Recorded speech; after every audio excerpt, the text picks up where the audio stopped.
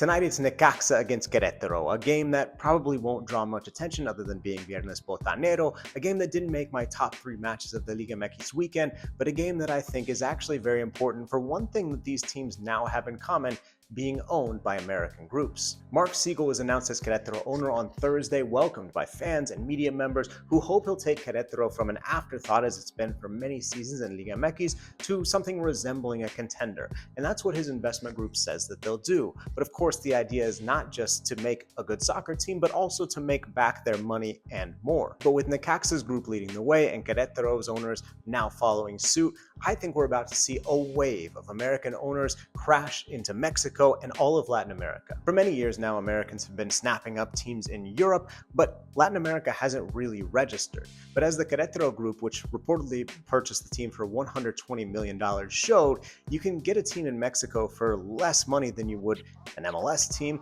and less money than plenty of other European leagues in which Americans are currently investing. And in the case of Mexico specifically, you're not just getting access to the Mexican market, but you're also getting access to the US market, where, as you and I know, millions of fans of Liga MX watch every weekend from the United States. But there's also plenty of cautionary tales from Europe, both from the investment side and from the fan side. With Grupo Orlegui announcing this week that Atlas is up for sale and other Liga MX teams potentially following suit before or after the 2026 Men's World Cup, I think we'll absolutely see more American-led groups looking to get into Liga MX. And showdowns like the one Friday between their two teams will become far more common. What do you think about the potential of more foreign investment in Liga MX? Will it help the league grow or take away some of the beautiful history and culture that makes Liga MX so unique?